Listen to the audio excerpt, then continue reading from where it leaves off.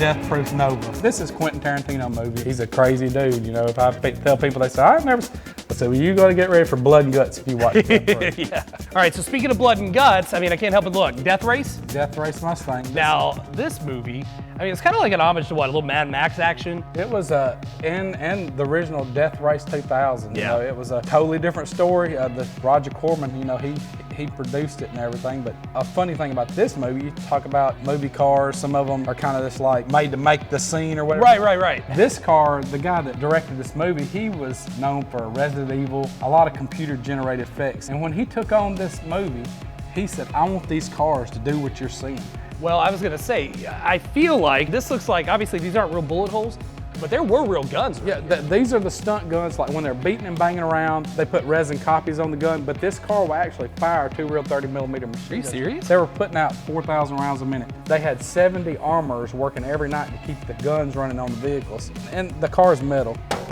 This car actually has a functioning ejector seat in it, so you know, it's just crazy. All right, so Jake wanted to sit in that one, I want to sit in that one. And it's a Shelby GT500. It's got like 685 horsepower. This car has your camera mount behind his head. Oh, I see. There's a board underneath the steering wheel there. You can set each gauge to what you want it to show. Like if they want the car saying it's running 120 miles an hour, they can reach on there. Oh, that's cool. They can adjust the water temperature, you know, all that stuff is adjustable. They said they spent $250,000 building this car. Each one of these panels are removable. They could change it from being shot to not shot. Oh, to being brand new. Yeah, okay. They Cool, could, man. It's all drilled and tapped. Another like trivia thing, the Ford Mustangs, they could get rid of them. Not like I had this one when the movie was still in the movie theaters, but the Dodges, that was part of the agreement. They had to be destroyed. So they took all the Dodges and pulled stuff off them and crushed them. Oh, wow. So this is kind of like, not only is it a piece of movie magic, but it's a piece of like iconic history because it's the only one there is. They called me and wanted to buy the car back. They didn't have any idea that it was going to be as popular as it was.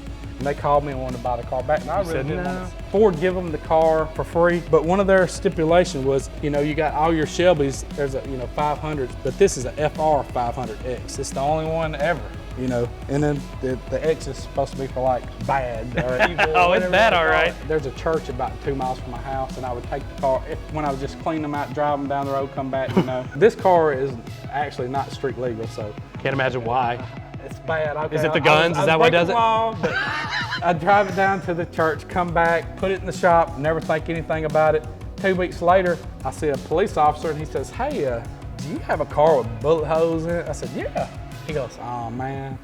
He said, we went to this old lady's house up from around, because he knew where I lived. He goes, she called us and she said, there's a car riding around. It's got machine guns and bullet holes in it.